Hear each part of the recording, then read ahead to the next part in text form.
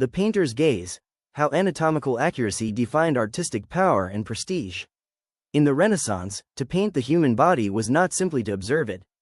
It was to understand it, and more importantly, it was to control how others understood it. What separated a master from a craftsman was not style alone, but anatomical authority, the ability to translate muscle, bone, and tendon into visible truth. The body became a site of knowledge, and knowledge became a form of power. The body as a battlefield of knowledge. For Renaissance artists such as Leonardo da Vinci, anatomy was not secondary to art, it was the foundation of credibility. Dissection rooms, medical study, and artistic workshops began to overlap. Artists studied cadavers not out of curiosity alone, but out of necessity.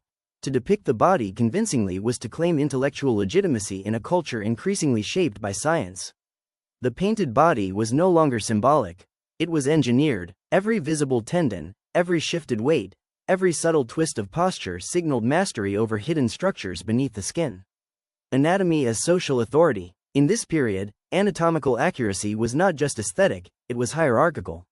An artist who understood structure beneath surface was no longer seen as a manual laborer, but as a thinker. Precision elevated painting from craft to intellectual discipline.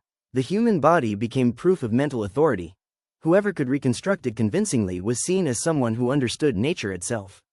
This is where artistic prestige begins to form, not through decoration, but through control over realism.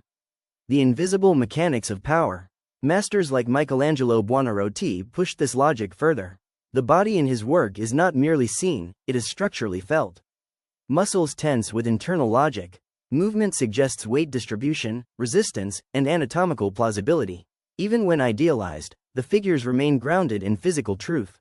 This fusion of ideal form and anatomical correctness created a new kind of authority, one where beauty was inseparable from scientific understanding. The artist, in mastering the body, appeared to master nature itself. From observation to intellectual prestige, as Renaissance culture evolved, anatomical knowledge became symbolic capital. To understand the body was to understand life, proportion, and order. Artists who demonstrated this knowledge gained access to elite patronage, court systems, and philosophical circles. Painting was no longer just visual expression, it was proof of education. The canvas became a declaration. I understand what you are made of. The transformation of the gaze.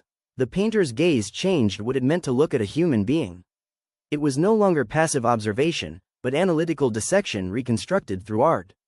Flesh became readable, structure became visible, the body became a system. This shifted power into the hands of the artist, who now mediated how reality itself was seen and understood. Conclusion. Anatomy as cultural power. The Renaissance did not simply refine how the body was drawn. It transformed the body into a site of authority. Anatomical accuracy became more than technique. It became intellectual legitimacy, a bridge between art and science, and a marker of cultural prestige. To master the human form was to rise above craft. And in doing so, the painter did not just depict humanity, they redefined what it meant to understand it.